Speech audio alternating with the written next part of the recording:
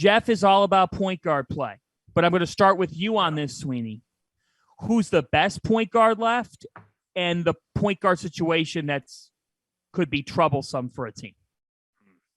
Man, that's hard. I think I'll say that the best point guard left is Andrew Nembhard. I'll take him over Colin Gillespie. I know that the Big East guy won't love it, but I just think that, the Memphis game was really big for me in proving that if he needs to take over scoring the basketball, he can go get 20 in a big game. Like, that was something I wanted to see from Nembhard, and we saw it. And then the point guard situation maybe a little more shaky. Michigan. I mean, I'll give Frankie Collins a ton of credit. He came in against Colorado State and changed that game. They don't win that game without Frankie Collins. He swung in the first half with a quick 5-0 run and then was really good in the second half. And then in game 2, he just kind of managed the game with Devontae Jones down. We don't really know what Devontae's status is. Coming off the concussion, then he gets re-injured, it seemed like, in the first half. And then obviously Frankie will be a freshman in his, the biggest game of his life. I just think that's a tricky situation to be walking into a game against one of the most disciplined teams in the country, Villanova. Colin Gillespie. Like, come on. Like, no, you can't go Nembhard over Gillespie. Gillespie's a stone cold killer. Like, he's got every intangible in the book. Like, come on. He can back dudes down that are like, Kofi would be trying to guard this dude. He'd try to back his ass down and score on him in the post. I don't think this dude is he's a robot. He is a robot. There's nothing human about him. Nothing. You're wrong, Sweeney. You are way wrong. You're out of bounds. And the fact that you'd start your argument by saying Big East guy won't Big like East that. guy. I'll Big tell you East when guy. somebody, you go talk to Terrence Oglesby, he'll be a Big East guy. I'll tell you when somebody stinks. Marquette stunk.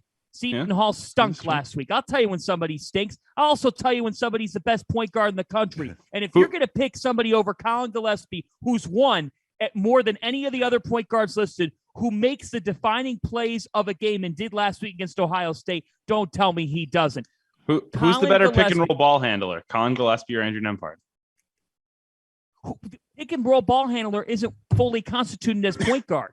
I know. Now, Who can score when you need him to score? Who can run a team when you need him to run a team? Who can lead? Did Andrew Nembhard not just do that in the second half to carry them back from a double-digit deficit against a really good Memphis team? One game. Yeah, but it was Memphis. Memphis doesn't even have a point guard. Yeah.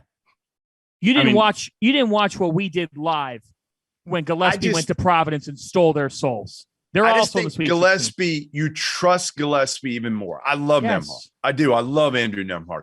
I'm just saying, like, who is the guy that leadership-wise, too, in a huddle is going to call? Like, when I talked to Jay Wright, the one thing he said, even better than Arch, even better than Brunson, this guy is the best, like, teacher, coach I've ever been around. He will call dudes out. He is not afraid to call his teammates out and do it the right way to try to get them on track. Like, I just think he's got every intangible. He makes every big shot. He's fearless. That's not like, do you trust Andrew Nembhard? Here's my question to you. Do you trust Andrew Nembhard?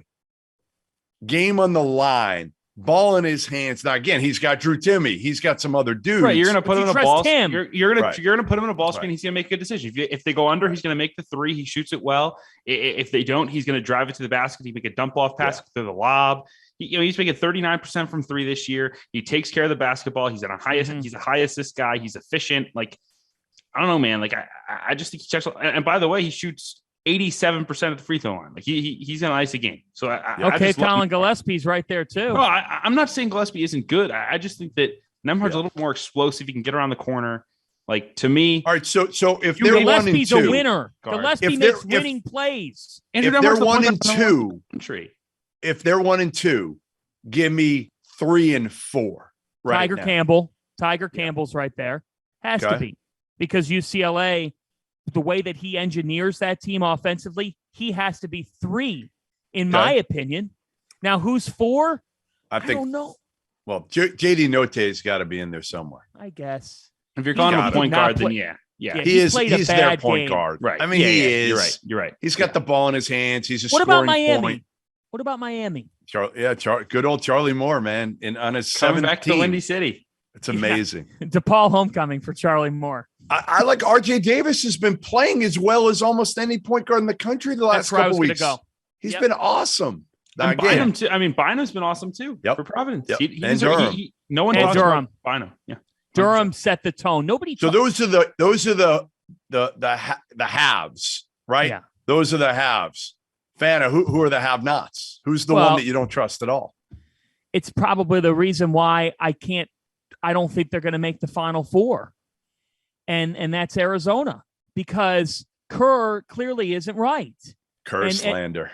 Kerr. Well, he shot 1 for 10. Put the headband on, Goodman. Let's go. Yeah, I'm sorry. I got it right here. You know, it's always on my desk.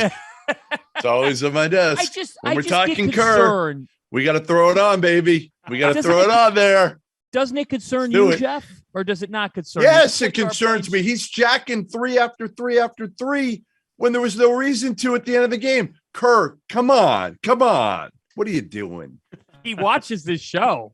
I know he does. He's going to DM me after the show, and he wants me to, because I'm an alum, I got to be positive about him in Arizona all the time. I'm honest with him. I told him, like, dude, if you don't start playing smarter, more consistent, you're not going to the Final Four. You're not winning this whole thing. And that was a bonehead possession at the end of that game. It could have cost them. Could have.